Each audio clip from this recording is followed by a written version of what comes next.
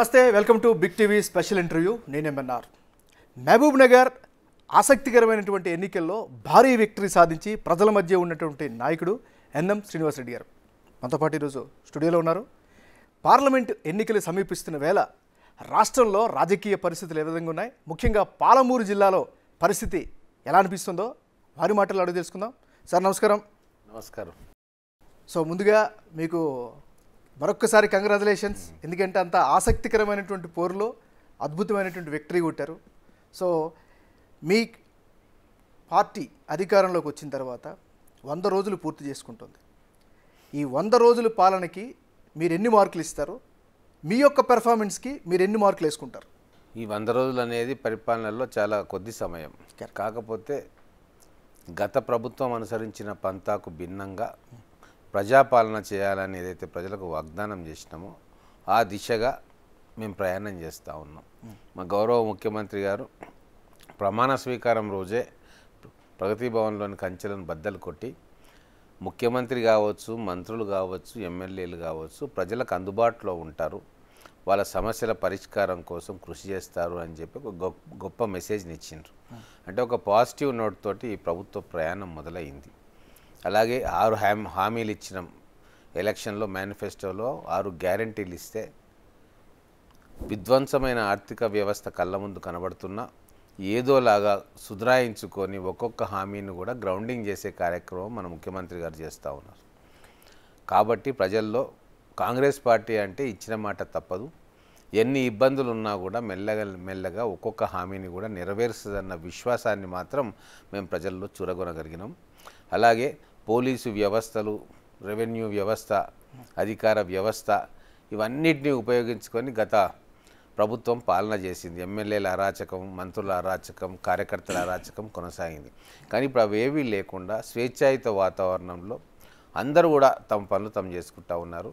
గతంలో వేరే పార్టీకి చెందిన వాళ్ళను కేసులలో ఇరికించడము, భయపెట్టియడము, దౌర్జన్యంగా వాళ్ళని పార్టీలో కండువా కప్పుకోమనడము, బిల్స్ ఆపేయడము అవన్నీ జరిగేవి.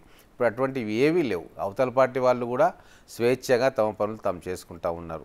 ప్రజాక్షేత్రంలో కావచ్చు, ప్రజల సమస్యలు కావచ్చు, వాళ్ళు స్వేచ్ఛగా ముఖ్యమంత్రిని కూడా కలుస్తూ ఉన్నారు, మంత్రులను కలుస్తూ ఉన్నారు, ఎమ్మెల్యేలను కలుస్తూ ఉన్నారు.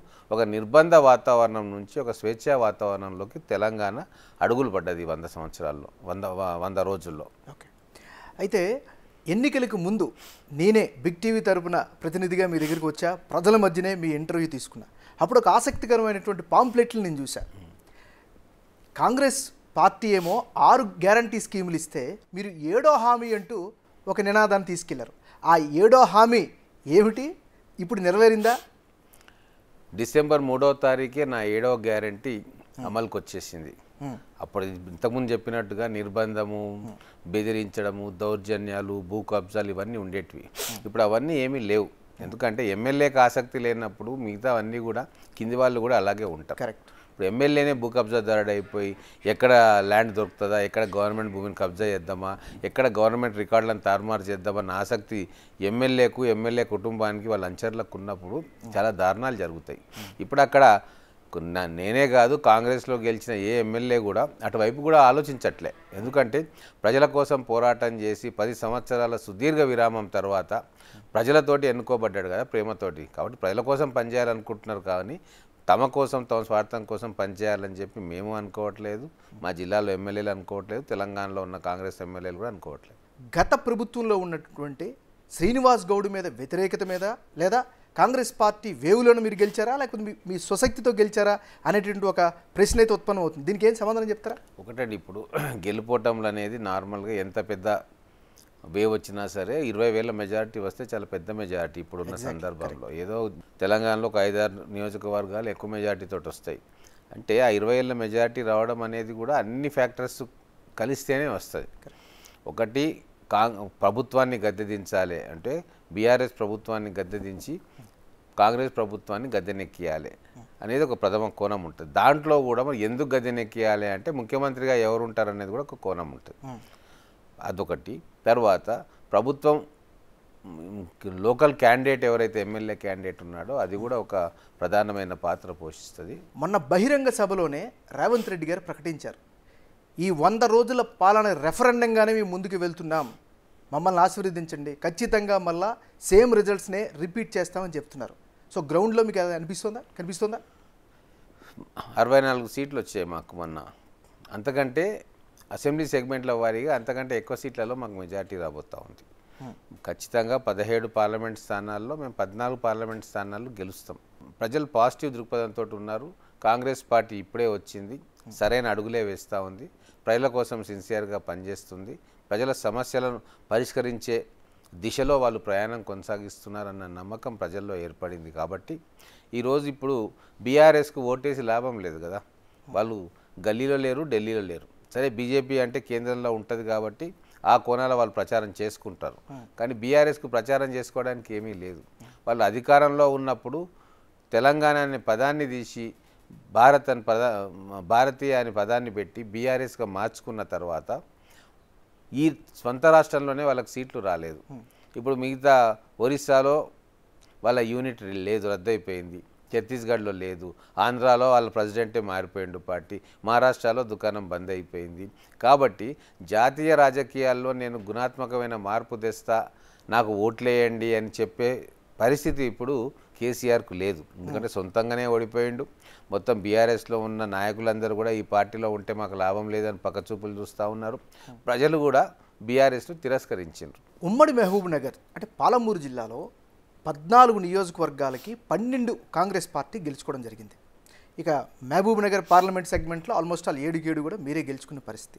మరి రానున్న పార్లమెంట్ ఎన్నికల్లో ఏ స్థాయిలో మెజారిటీ ఉండే అవకాశం అంటే ఏం చెప్తారు? 2 పార్లమెంట్ స్థానాల్లో మహబూబ్ నగర్ ఉమ్మడి జిల్లాకు సంబంధించి 2 పార్లమెంట్ స్థానాలు కూడా 1,00,000కు పైగా మెజార్టీతోటి 2 పార్లమెంట్ స్థానాలు కైవసం చేసుకోబోతా ఉన్నాం. ఎందుకు అంటే మాకు పోటీ ప్రధానంగా బీఆర్ఎస్ వర్సెస్ కాంగ్రెస్ జరిగింది. మొత్తం 14 స్థానాల్లో ఒక్క కల్వకుర్తి అసెంబ్లీ సెగ్మెంట్లో తప్ప మిగతా సెగ్మెంట్లో భారతీయ జనతా పార్టీకి చాలా దారుణమైన ఓట్లు వచ్చినాయి. 9,000, 10,000, 15,000 ఇట్లా చాలా డిఫరెన్స్ ఉంది. ఇప్పుడు బీఆర్ఎస్కు పడ్డ ఓట్లలో చాలా షిఫ్ట్ అయిపోతున్నాయి కాంగ్రెస్కి. కాబట్టి బీజేపీ ఎన్ని ఓట్లను అడిషనల్గా తీసుకున్నా కూడా కాంగ్రెస్కి వచ్చిన ఓట్లను దరిదాపులోకి కూడా రాలేదు. హైప్ చేస్తున్నారు రామ మందిరం అని చెప్పి, నరేంద్ర మోడీ అని చెప్పి. కానీ గ్రామీణ వాతావరణంలో గ్రామాల్లో ఏ పార్టీ ఓట్ బ్యాంక్ ఆ పార్టీకి ఉంటుంది. బీజేపీకి ఓట్ బ్యాంక్ లేదు గ్రామాల్లో, కొద్దిగా పెరుగుతుండొచ్చు ఇప్పుడున్న పరిస్థితులలో. బీఆర్ఎస్ ఓట్ బ్యాంక్ మొత్తం కూడా వాళ్ళు కాంగ్రెస్ వైపు షిఫ్ట్ అవుతుంది. ఎందుకంటే నాయకులు అందరూ కూడా గ్రామ స్థాయిలో సర్పంచ్ల కాడ నుంచి ఎంపీటీసీలు, జెడ్పీటీసీలు వాళ్ళందరూ కూడా బీఆర్ఎస్ నుంచి కాంగ్రెస్లోకి చేరుతూ ఉన్నారు. సో బీజేపీకి ఓటర్లు తప్ప ఆ ఓట్లను తీసుకొచ్చి వేయించుకునే క్యాడర్ ఇంకా ఈ 2-3 నెలల కాలంలో జరగలే. కేవలం ప్రచార ఆర్భాటాలు, మోడీ గారు వస్తున్నారు, అమిత్ షా వస్తున్నారు అని చెప్పడం తప్ప ఎలక్షన్ కూడా వారు మోడీ గారిని చూపించి అడుగుతూ ఉన్నారు. ముఖ్యంగా పాలమూరు రంగారెడ్డి ఎత్తిపోతల పథకానికి సంబంధించి కావచ్చు, ప్రధానంగా కాంగ్రెస్ పార్టీ ఆరోపణలు గుప్పిస్తూ వస్తుంది.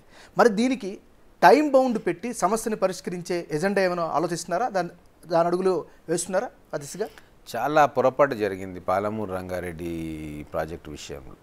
ఎట్లా పొరపాటు జరిగిందంటే అంటే తెలంగాణకు చాలా నష్టం జరిగింది. మొదలు కన్సీవ్ చేసినప్పుడు ఆ ప్రాజెక్టు జూరాల నుంచి తీసుకురావడం అనేది ప్రధానమైన అంశం. దాని మీదనే ఆ ప్రాజెక్ట్ డిజైన్ కానీ ఆ ప్రాజెక్ట్ అంకురార్పణ జరిగింది. అంటే జూరాల నుంచి తీసుకొస్తే మొత్తం కూడా గ్రావిటీ ద్వారానే అక్కడ చిన్న లిఫ్ట్లు పెట్టుకుంటే నీళ్లు పారే అవకాశం ఉండేది. వరద ఎప్పుడైతే వస్తుందో కాలువల ద్వారా వెళ్ళిపోయేది. ఖర్చు కూడా 12,000 కోట్లు ఆ రోజు. సో టీఆర్ఎస్ ప్రభుత్వం రాగానే దాన్ని ఏం చేశారంటే కేవలం ఎస్టిమేట్స్ పెంచుకోవడానికి 12,000 కోట్ల నుంచి 35,000 కోట్ల ఎస్టిమేట్స్ పెంచి జూరాల నుంచి కాకుండా శ్రీశైలం బ్యాక్ వాటర్స్లోకి తీసుకెళ్లారు. అక్కడ చాలా పెద్ద పొరపాటు జరిగింది. అది కావాలని చేశారు వాళ్ళు. కేవలం ఎస్టిమేట్స్ పెంచుకొని కాంట్రాక్ట్ ద్వారా డబ్బులు తీసుకోవాలనే ఒకే ఒక దుర్బుద్ధితో చేసిన పని. దాంతో ఈరోజు పాలమూరు నష్టపోతూ ఉంది, తెలంగాణ నష్టపోతూ ఉంది. అంత పెద్ద కాళేశ్వరం ప్రాజెక్టు కంప్లీట్ అవుతుంది 3-4 ఏళ్ళు, కానీ ఏ ఇబ్బందులు లేకుండా పెద్ద రిజర్వాయర్ లేకుండా ఉన్న పాలమూరు రంగారెడ్డి లిఫ్ట్ ఇరిగేషన్ అయితే కంప్లీట్ కాదు. ఇప్పటికి కూడా వాళ్ళు ప్రపోజ్ చేసిన రిజర్వాయర్స్ మేము మొన్న చూసి వచ్చినాం మేము అందరం కలిసి. కరివన రిజర్వాయర్ 30% పూర్తి కాలే, ఉద్దండాపూర్ అంటే అసలు అక్కడ 20% పూర్తి కాలేదు, లక్ష్మీదేవిపల్లి రిజర్వాయర్ అంటే అక్కడ అసలు ఏం ఒక తట్ట మట్టి కూడా ఎట్టలేదు. అంటే రిజర్వాయర్లే పూర్తి కాలేదు కానీ 27,000 కోట్ల రూపాయలు ఖర్చు పెట్టినట్టు చూపించారు. అంటే మా ఒక 100 కోట్లు 200 కోట్లు 1000 కోట్లు 2000 కోట్లు కాదండి, 27,000 కోట్లు పూర్తి కావడానికి ఇంకా 28,000 కోట్లు కావాలని చెప్పి వాళ్ళు అనుకున్న ఎస్టిమేషన్. అంటే మొత్తం కూడా డబ్బు తీసుకుపోయి కృష్ణానది నీళ్ళల్లో పడేసింది. అంటే మరి ఎట్లా కరెక్ట్ చేయబోతున్నారు, దానికి ఏం చేస్తారు, దానికి ఏమైనా? దీనికి చాలా డీప్ స్టడీ జరుగుతూ ఉంది. అందుకే ఇప్పుడు western Mahbubnagar drought prone area, Makthal, Narayanpet, Kodangal, part of Devarakadra, అక్కడికి నీళ్లు రావు. ఇంకా ఈ పాలమూరు రంగారెడ్డి లిఫ్ట్ తోటి నీళ్లు రావు.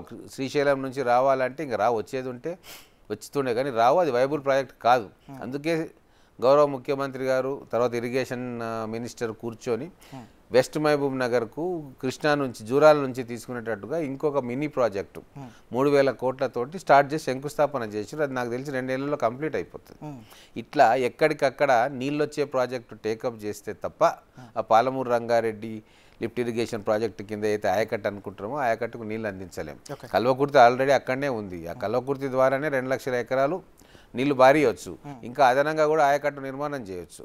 జూరాల నుంచి తీసుకుంటే అక్కడ ఇక్కడ 2 కలిపితే మనకు కొద్దిగా మహబూబ్ నగర్కు కొద్ది ఆయకట్టు వచ్చే అవకాశం ఉంటుంది.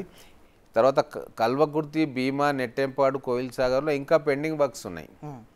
ఆ పెండింగ్ వర్క్స్ కంప్లీట్ చేస్తే కొద్ది అమౌంట్ తోటి ఆ పెండింగ్ వర్క్స్ అన్నీ కంప్లీట్ అయిపోతే అదనపు ఆయకట్టు వస్తుంది. మొన్నటికి ఇన్ని సంవత్సరాల తర్వాత కూడా సంగం బండ దగ్గర ఒక పెద్ద బండ అడ్డం ఉంది. అది తీయడానికి వాళ్లకు రిహాబిలిటేషన్ ప్యాకేజ్ ఇవ్వాలి అక్కడ ఉన్న గ్రామస్తులకు. కేవలం 9 కోట్ల రూపాయలు, 27,000 కోట్ల రూపాయలు పెట్టిన వాళ్ళు ఒక 9 కోట్లు ఆ రిహాబిలిటేషన్ ప్యాకేజ్ ఆ గ్రామస్తులకు ఇస్తే ఆ బండ తొలగిపోతే 20,000 ఎకరాలకు నీళ్ళు వచ్చేవి. ఆ పని కూడా వీళ్ళు చేయలేదు. మొన్ననే ఆ డబ్బులు రిలీజ్ చేస్తున్నాము. ఆ బండ తొలగి ఆ 20,000 ఎకరాలకు రేపు వానాకాలం తర్వాత రిజర్వాయర్ నిండితే నీళ్ళు వస్తాయి. అంటే ఎట్లా రూపాయి ఖర్చు పెట్టేటప్పుడు ఆ రూపాయికి ఎంత మనకు రిటర్న్ వస్తుంది, ఎంత ప్రయోజనం జరుగుతుంది ప్రజలకు అనేది ఆలోచన లేకుండే ఎంతసేపు నా పేరు నిలవాలి, నేనే ఉండాలి, నేనే ఉంటా 20 ఏళ్ళు, నేను సచ్చిన తర్వాత 1000 ఏళ్ళు నా పేరు ఉంటుంది అనే ఒక దుర్బుద్ధితోటి దురాలోచనతోటి వెనకడికి మధ్యయుగపు చక్రవర్తులు చేసిన ఆలోచనలాగా ఇది రాజ్యము, నేను చక్రవర్తి అన్నట్టుగా మన మాజీ ముఖ్యమంత్రి గారు ఆలోచన చేసిండ్రు. కాబట్టి ఈరోజు తెలంగాణకు ఇన్ని అరిష్టాలు, ఇంత ఆర్థిక సంక్షోభం. మీరు మీ నియోజకవర్గానికి సంబంధించినటువంటి మీ ప్రత్యర్థి గతంలో ఆయన మీద మీరు విజయం సాధించారు. మాజీ మంత్రి శ్రీనివాస్ గౌడ్ అనేక అక్రమాలకు పాల్పడ్డారు, ఇబ్బందులు పెట్టారని మీరే ఆరోపించారు. ఇప్పుడు మీరు అధికారంలోకి వచ్చారు, సాక్ష్యాధారాలతో వాళ్ళ మీద చర్యలు తీసుకోవడానికి సిద్ధంగా ఉన్నారా? 100% అండి. ఇప్పుడు డిపార్ట్మెంటల్ ఎంక్వైరీస్ జరుగుతూ ఉన్నాయి.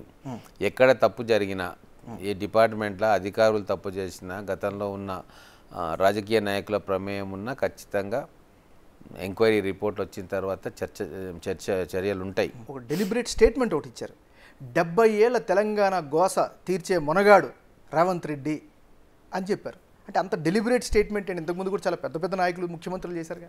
నేను ఆ 70 ఏండ్ల పాలమూరు గోస అన్న తెలంగాణ గురించి మాట్లాడలేదు. ఎందుకంటే మొట్టమొదటిసారిగా ముఖ్యమంత్రి అయిన తర్వాత సొంత జిల్లాకు వస్తూ ఉన్నారు రేవంత్ రెడ్డి. అంటే కొడంగల్కి వచ్చారా, అది ఆయన ఎమ్మెల్యేగా ఉన్నాడు. కానీ ఉమ్మడి పాలమూరు జిల్లా కూడా రేవంత్ రెడ్డి గారిని మా జిల్లా, మా ముద్దుబిడ్డ అనుకుంటా ఉన్నారు. జిల్లా హెడ్ క్వార్టర్గా ఉన్న మహబూబ్ నగర్ పట్టణానికి వచ్చిన సందర్భంలో గతంలో ఎంతోమంది ఎన్నో రకాలుగా అభివృద్ధి చేసినప్పటికీ కూడా కాంప్రిహెన్సివ్ డెవలప్మెంట్ అనేది మహబూబ్ నగర్ జిల్లాకు కలగలేదు. విద్యాపరంగా కానీ, ప్రాజెక్ట్స్ పరంగా కానీ, ఉపాధి పరంగా కానీ అనుకున్నంత డెవలప్మెంట్ జరగలేదు. యాక్చువల్గా మహబూబ్ నగర్ రంగారెడ్డి జిల్లా తర్వాత అత్యధికంగా ఇండస్ట్రీస్ ఉండాల్సిన జిల్లా మహబూబ్ నగర్ జిల్లా, అత్యధికంగా యూనివర్సిటీస్ ఉండాల్సిన జిల్లా, కాలేజెస్ ఉండాల్సిన జిల్లా, లిటరసీ రేట్ ఎక్కువగా ఉండాల్సిన జిల్లా మహబూబ్ నగర్ జిల్లా. ఎందుకంటే మహబూబ్ నగర్ జిల్లాకు మొదటి నుంచి కూడా వనరులు లేవు, నేచురల్ రిసోర్సెస్ లేవు. అంటే ఖనిజాలు కానీ లేకుంటే సీషోర్ కానీ అట్లా లేవు. ఇప్పుడు కృష్ణానది పోతుంటే కూడా మహబూబ్ నగర్ ఒక కార్నర్లో టచ్ అవ్వకుంటూ పోతుంది. పెద్ద పెద్ద చెరువులు కానీ పెద్ద పెద్ద వాగులు కానీ కూడా లేవు. కాబట్టి ఎల్లప్పుడూ కరువు కాటకాలతో ఉండేది. అందుకే వలసలు పోయేవారు. వాళ్ళకున్న ఒకే ఒక ఆప్షను చదువుకోవాలి మంచిగా. ఎంత పేదరికం ఉన్నా సరే చదువుకోవాలి, చదువుకున్న తర్వాత ఉద్యోగాలు చేయాలి, తద్వారా మా కుటుంబాలను పోషించుకోవాలి అనేది ఒక గత 100 సంవత్సరాల నుంచి కూడా మహబూబ్ నగర్ వాసులు అదే దృష్టితోటి ఆ చదివే తమ ఆయుధంగా మలుచుకొని వాళ్ళు జీవితం గడుపుతున్నారు. ప్రపంచంలో ఎక్కడ పోయినా సరే ఇంజనీర్లు కావచ్చు, డాక్టర్లు కావచ్చు, ఏ వృత్తిలో అయినా సరే మహబూబ్ నగర్కు చెందిన వాళ్ళు ఎక్కువ ఉంటారు తెలంగాణలో. ఎందుకు అంటే కారణం నేను చెప్పిన కారణం. మీరు చెప్పినట్టుగా ఇప్పుడు మీ ప్రభుత్వంలో అన్ని ప్రాంతాలు, తెలంగాణలో ఉన్నటువంటి అన్ని ప్రాంతాల్లో ఈక్వల్ అభివృద్ధి రానున్న 4-5 ఏళ్లలో జరుగుతుందని హామీ ఇవ్వగలరా మీరు? 100% చెప్తుందండి. ఏ జిల్లాలు అయితే వెనుకబడిపోయినాయో వాటికి ప్రియారిటీ ఇవ్వాల్సిన పని ఉంది. ఎందుకంటే అడ్మినిస్ట్రేషన్లో కేంద్ర ప్రభుత్వం కావచ్చు, రాష్ట్ర ప్రభుత్వం కావచ్చు, బ్యాక్వర్డ్నెస్ ఆధారంగానే డెవలప్మెంట్ ప్రాజెక్ట్స్ ఉంటాయి. దానికి కేంద్ర ప్రభుత్వం స్పెషల్గా బ్యాక్వర్డ్ డిస్ట్రిక్ట్స్ అని చెప్పి కొన్ని జిల్లాలను ఐడెంటిఫై చేసి అక్కడ విద్యాపరంగా, ఉపాధి పరంగా, లేకపోతే ఇన్స్టిట్యూషన్స్ పరంగా ఏమేం చేయాలని అవన్నీ చేస్తాయి. ఇది అడ్మినిస్ట్రేషన్లో ఒక భాగం. ఇక్కడ కూడా తెలంగాణలో రేవంత్ రెడ్డి గారు ముఖ్యమంత్రి అయిన తర్వాత గతంలో ఏ జిల్లాలు అయితే తీవ్ర నిర్లక్ష్యానికి గురి కాబడ్డావో, ఎక్కడైతే ఇన్వెస్ట్మెంట్ జరగలేదో, ఎక్కడ ప్రాజెక్టులు పూర్తి కాబడలేదో, ఎక్కడెక్కడైతే నిధులు పెట్టలేదో అక్కడ మనకు ఎక్స్ట్రా ఫోకస్ చేసి ఎక్స్ట్రా నిధులను ఇచ్చి సమాన స్థాయికి తీసుకురావాల్సిన బాధ్యత ఇప్పుడు ఈ ప్రభుత్వానికి ఉంది. మహబూబ్ నగర్ గతంలో వెనకబడేయబడ్డది, కేసీఆర్ పాలనలో వెనక్కి నెట్టేయబడ్డది. కాబట్టి ఇప్పుడు జిల్లా బిడ్డగా ముఖ్యమంత్రిగా ఉన్నారు కాబట్టి ప్రజల్లో కూడా ఎక్స్పెక్టేషన్ ఉంటుంది. ఈ అసమానతను దూరం చేయాల్సిన బాధ్యత కూడా అడ్మినిస్ట్రేషన్ మీదనే ఉంటుంది, ముఖ్యమంత్రి గారి మీద ఉంటుంది. మరి ఇన్ని యాస్పిరేషన్స్తో, ఎంత ఎక్స్పెక్టేషన్స్తో మార్పు వస్తుందని ఆశించి సర్కార్ను మార్చుకున్నారు తెలంగాణ ప్రజలు. మరి వారి ఆకాంక్షలకు అనుగుణంగానే ఈ 100 రోజులు అడుగులు పడుతున్నాయి అనుకోవచ్చా? 100% పడుతున్నాయండి. ఎందుకంటే మహిళలకు ఆర్టీసీ బస్సులో ఉచిత ప్రయాణం అన్నాం, అమలు చేసినాం, మీ కళ్ళ ముందే ఉంది. ఆరోగ్యశ్రీ 10 లక్షల రూపాయలకు పెంచినాం, జీవో ఇచ్చినాము. హాస్పిటల్స్లో కొన్ని హాస్పిటల్స్ యాక్సెప్ట్ చేసిండ్రు, కొన్ని హాస్పిటల్స్ చేయబోతూ ఉన్నారు. అంటే ఒకటేసారి అన్ని ప్రైవేట్ హాస్పిటల్స్ ఒకటే రోజు యాక్సెప్ట్ చేయాలంటే కాదు, ఒక రోజు సో గవర్నమెంట్ పరంగా మేము మొదటి అడుగు వేసినాం. ఇక మెల్లగా ఒక్కొక్క హాస్పిటల్ దానికి చేరుతారు. తర్వాత గ్యాస్ సిలిండర్ 500 రూపాయలకు ఇస్తా అన్నాం, 500 రూపాయలకు అనౌన్స్ కూడా చేసినాము. నెక్స్ట్ యాక్చువల్గా మేము డబ్బులు డైరెక్ట్గా ఇద్దామనుకుంటే రూల్స్ ప్రొసీజర్స్ కొన్ని మార్పు చేర్పులు చేసుకోవాల్సిన అవసరం ఉండే. కాబట్టి ఏం చేసిండ్రు అంటే ఈ 1-2 నెలలు వాళ్ళు కడతారు ప్రజల డబ్బులు 1200-1100 వాళ్ళ అకౌంట్కు ట్రాన్స్ఫర్ చేస్తామనే దాంట్లో ఇప్పుడైతే టెంపరీ అరేంజ్మెంట్ చేసుకున్నాం. కానీ రేపు భవిష్యత్తులో ఒక 2 నెలలు 3 నెలల తర్వాత వాళ్ళు డైరెక్ట్గా ఆయిల్ కంపెనీలకే డబ్బులు ఇచ్చే ఏర్పాటు. అంటే మొదలు మనకు డాటా రావాలా, ఎవరు నిజంగా అర్హులు ఉన్నారో, ఎవరు కమర్షియల్ సిలిండర్స్ ఉన్నాయో, ఏవి డొమెస్టిక్ సిలిండర్స్ ఉన్నాయో, డొమెస్టిక్ తీసుకొని కమర్షియల్ యూజ్ ఎవరు చేస్తున్నారో వాటిని సెగ్రిగేట్ చేసుకున్న తర్వాత ప్యూర్లీ డొమెస్టిక్ సిలిండర్ ఎవరైతే వాడుతున్నారో పేద వర్గాల ప్రజలు వాళ్ళకు డైరెక్ట్గా 500 రూపాయలకి సిలిండర్ ఇచ్చేటట్టుగా ఏర్పాటు చేస్తాం. అది గ్రౌండ్ అయిపోయింది. తర్వాత 200 యూనిట్లు ఫ్రీ కరెంటు అది కూడా గ్రౌండ్ అయిపోయింది. ఎక్కడెక్కడైతే కోడ్ అమల్లో ఉందో అక్కడ ఇంకా కాలేదు. కానీ మిగతా జిల్లాలో ఒక్కొక్కటిగా సర్వే జరుగుతూ ఉంది. ఎలక్ట్రిసిటీ డిపార్ట్మెంట్ వాళ్ళ ఇళ్లలోకి పోతూ ఉన్నారు.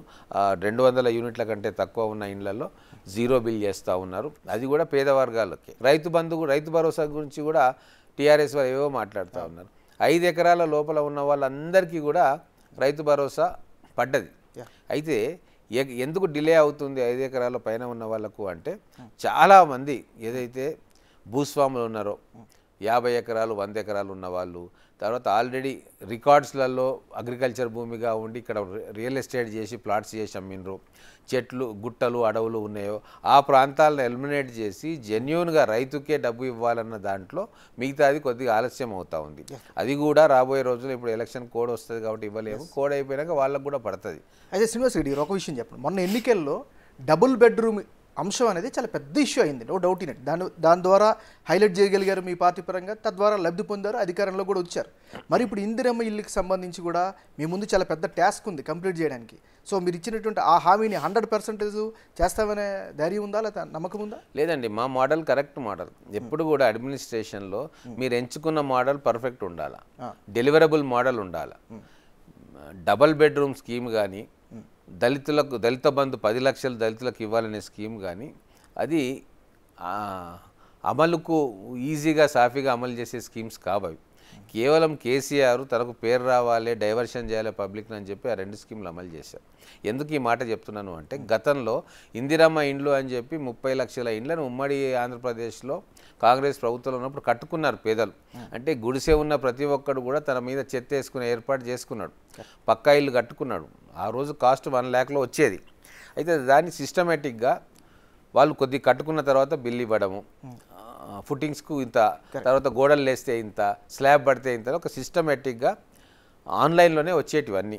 పోవాలి, రిపోర్ట్ రాసుకొని రావాలి, ఆన్లైన్లో ట్రాన్స్ఫర్ కావాలి. అంటే అది అమలు చేసి చూపించినాం. అదే నువ్వు డబుల్ బెడ్రూమ్ కట్టియాలంటే మొదలు మీకు జాగ దొరకాలి, ఐడెంటిఫై చేయాలి. ఒక 1000 ఇంట్లో 500 ఇంట్లో ఒక దగ్గర కట్టాలంటే కాంట్రాక్ట్ పెట్టాలి, కాంట్రాక్టర్ను పిలవాలి.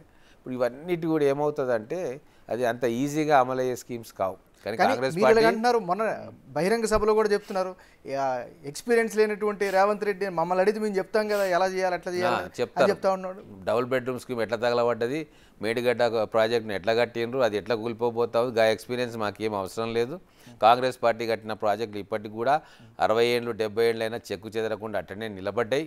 కాంగ్రెస్ పార్టీ ఏదైనా పనిచేస్తే నింపాదిగా ఆలోచించి 10 కాలాల పాటు ఉపయోగపడే ప్రాజెక్ట్ చేస్తుంది తప్ప నీలాగా పేరు కోసం ప్రాజెక్టు చేయరు. ఆ సెక్రటేరియట్ ఉన్నదాన్ని గుల్లగొట్టి కొత్తది కట్టిండ్రు. అట్లా ఎన్ని విధ్వంసకర చర్యలు. పిల్లర్లు అటు ఇటు అయితే ఎందుకు ఇంత చేస్తున్నారు, రాద్దాంతో రాజకీయంగా వాడుకుంటున్నారు. నేను అదే చెప్పిన కేటీఆర్ గారికి, మీ ఇంట్లో సెంటర్ పిల్లర్ అటు ఇటు అయితే నువ్వు ఆ ఇంటి కింద కూర్చుంటావా అని చెప్పిన. వాళ్ళకు అంత పరిజ్ఞానం కూడా లేదు. పిల్లర్స్ అనేది పిల్లర్ కాదు, అది ఒక డ్యామ్. అంటే స్ట్రైట్గా ఒక లైన్లో ఉంటుంది. ఆ కింద వచ్చే ఫౌండేషన్ అన్నిటికీ ఒకటే ఉంటుంది. ఒకటి కుంగింది అంటే మిగతాది కూడా అదే పరిస్థితి ఉంటుంది, లేదా అదే పరిస్థితి రాబోతుంది. అసలు అందుకే మేము నేషనల్ డ్యామ్ సేఫ్టీ అథారిటీని పిలుచుకొని వాళ్ళతోటే మేము మాట్లాడుతూ ఉన్నాం కదా. సరే రాష్ట్ర ప్రభుత్వం అంటే సరే పడరాక పడో ఏదో అంటారేమో, మరి కేంద్ర ప్రభుత్వ ఆ సంస్థ ఉన్నదే దేశంలో ఉన్న డ్యామ్స్ అన్నిటి సేఫ్టీని చూడడానికి ఆ సంస్థ నెలకొల్పినారు. దాంట్లో క్వాలిఫైడ్ ఇంజనీర్లు ఉన్నారు. వాళ్ళనే వచ్చి వాళ్ళు ఇచ్చిన రిపోర్ట్ ప్రకారమే వాళ్ళే ఇచ్చిరు కదా. మేము రాష్ట్ర ప్రభుత్వంలో మేమేం అనలే. వాళ్ళు వచ్చి విజిట్ చేసి ఈ డ్యాంలో నీళ్లు స్టోరేజ్ చేయొద్దు, కూలే ప్రమాదం ఉంది, మేడిగడ్డే కాదు అన్నారం సుందిల్లా కూడా ఇదే టెక్నాలజీతో ఉన్నది, ఇదే రివర్ బెడ్ మీద ఉన్నది, సేమ్ కండిషన్స్ ఉన్నాయి, సేమ్ జియోలాజికల్ సర్వే చేస్తే సేమ్ పారామీటర్స్ ఉంటాయి కాబట్టి అది కూడా రిస్క్లో ఉంది కాబట్టి నీళ్లు స్టోర్ చేయొద్దని వాళ్ళు చెప్పినారు. వాళ్ళు చెప్పినందుకే మేము ఆగినాం. తర్వాత సూచనలు సలహాలు ఇవ్వడానికి వాళ్ళనే వచ్చి సూచన సలహాలు ఇవ్వమంటా ఉన్నాం. దీన్ని రిపేర్ చేయాలంటే రిపేర్ కాదన్నారు. మరి ఏం చేయాలి అనేది వాళ్ళు చూసి పరిశీలించి ఎగ్జామిన్ చేసి మాకు సూచనలు ఇస్తారు. కానీ మేము తొందరపడి వాళ్ళలాగా వాళ్ళు కట్టి ₹1,00,000 వేస్ట్ చేసి పొరపాటు చేసిండ్రు. ఇప్పుడు వాళ్ళ మీద ప్రజల్లో వ్యతిరేకత వచ్చింది, దోపిడీ చేసిండ్రు, అపవాదు మోయాల్సి వస్తుంది అని చెప్పి డైవర్ట్ చేసే కార్యక్రమం చేస్తున్నారు. మొదలు అది ఏమీ కాదన్నారు, దాంతో అయ్యేది లేదన్నారు, ఎల్ఎన్టీ తోటి తప్పుడు ప్రకటనలు ఇప్పించిండ్రు. ఇప్పుడు అన్నీ కూడా రిపోర్ట్స్ వస్తూ ఉన్నాయి కదా, వాళ్ళు ఎంత దారుణాన్ని కూడగట్టిండ్రు.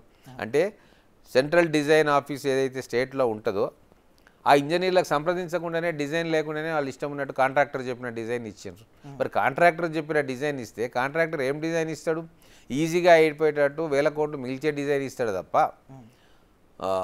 కలకాలం ఉండేది డిజైన్ ఇయ్యడు కదా. కాబట్టి ఈరోజు మొత్తం లోపభూయిష్టమే, ఆయన ఆలోచన విధానమే లోపభూయిష్టం. అందుకే ఈరోజు తెలంగాణ ఒక పెద్ద సంక్షేమంలో చిక్కుకుంది. ఎడ్యుకేషన్కి సంబంధించి మీరు చాలా ఫోకస్ చేశారు ఆ ప్రచార సభల్లో కానీ ఎన్నికల ముందు కానీ. మరి దానికి తగ్గట్టు యాక్షన్ ప్లాను ముందుకు తీసుకెళ్తున్నారా, స్టార్ట్ చేశారా? 100% అండి. మొత్తం కూడా స్కూల్స్ చాలా మటుకు విజిట్ చేస్తున్నాము. ఎక్కడెక్కడ ఇన్ఫ్రాస్ట్రక్చర్స్ ప్రాబ్లం ఉన్నాయో, ఏం కావాలనో అవన్నీ కూడా ఐడెంటిఫై చేస్తూ ఉన్నాము. నెక్స్ట్ అకాడమిక్ ఇయర్లో చాలా మటుకు ఏదైతే సివియర్ ప్రాబ్లమ్స్ ఏవైతే స్కూల్స్లో ఉన్నాయో అవన్నీ కూడా క్లియర్ చేసే కార్యక్రమం చేస్తూ ఉన్నాం. మా ముఖ్యమంత్రి గారు కూడా ఎన్నడూ లేని విధంగా ప్రతి నియోజకవర్గానికి 10 కోట్ల SDF ఇచ్చి, అంటే స్పెషల్ డెవలప్మెంట్ ఫండ్ ఇచ్చి, దాంట్లో ₹2 కోట్ల పాఠశాలల కోసం ఖర్చు పెట్టమని చెప్పిండు. అంటే ఇమ్మీడియట్గా మనం ఏమైనా చేయగలుగుతామా? నీళ్లు లేకుంటే నీళ్లు, ట్యాంక్ లేకుంటే ట్యాంకు, షెడ్ లేకుంటే షెడ్, టాయిలెట్స్ లేకుంటే టాయిలెట్స్, ఇట్లా ఇమ్మీడియట్ రిక్వైర్మెంట్స్ ఏవైతే ఉంటాయో ఫుల్ఫిల్ చేయమని చెప్పి ఆ SDFలో 20% నిధులు కేటాయించిండ్రు. చాలామంది ఎమ్మెల్యేలు కూడా స్కూల్లో ఇన్ఫ్రాస్ట్రక్చర్ కోసం అది పెడుతున్నారు. తర్వాత మా నియోజకవర్గంలో జిల్లా హెడ్ క్వార్టర్ కాబట్టి ఆ యూనివర్సిటీకి మొన్ననే అందరి కృషితోటి 100 crores గ్రాంట్ సెంట్రల్ గవర్నమెంట్ నుంచి గ్రాంట్ ఇప్పించుకున్నాం. దాంట్లో అందరి కృషి ఉంది. దాంతో యూనివర్సిటీ నెక్స్ట్ లెవెల్కి వెళ్తుంది మా పాలమూరు యూనివర్సిటీ. అలాగే డిగ్రీ కాలేజ్ కావాలని చెప్పి ముఖ్యమంత్రి గారిని కోరినాం. ఇంజనీరింగ్ కాలేజ్, లా కాలేజ్ మా యూనివర్సిటీకి కావాలని కోరినాం. వారు దాన్ని సముఖంగా ఉన్నారు. మొన్ననే అనౌన్స్ చేసేది ఉండే కానీ ఎన్నికల కోడ్ వచ్చింది మా జిల్లాలో కాబట్టి చేయలేకపోయినారు. స్కిల్ డెవలప్మెంట్ యూనివర్సిటీ కోసం కూడా అడిగినాం, దానికి కూడా ఒప్పుకున్నారు శ్రీధర్ బాబు గారు. అలాగే ఐటీఐలకు ఆల్రెడీ ఫండింగ్ వచ్చింది. ఇట్లా వొకేషనల్ ఇంటర్మీడియట్ జూనియర్ కాలేజ్ కూడా ఫండ్స్ తీసుకొస్తా ఉన్నాం. ఎక్కడెక్కడ స్కోప్ ఉందో ఖచ్చితంగా అక్కడ ఎడ్యుకేషనల్ ఇన్ఫ్రాస్ట్రక్చర్ని పెంచుకోవడానికి మా నియోజకవర్గంలో కావచ్చు, మా ఉమ్మడి జిల్లాలో కావచ్చు, మేమందరం కలిసి కృషి చేస్తూ ఉన్నాం. వాళ్ళు కేవలం వాళ్ళ కాన్స్టిట్యున్సీకి రాజులు, ఇష్టం ఉన్నట్టు దోసుకోండి ఏమైనా చేసుకోండి, కానీ హైదరాబాద్ వచ్చేది లేదు, సెక్రటరీలు వాళ్ళని కలిసేది లేదు.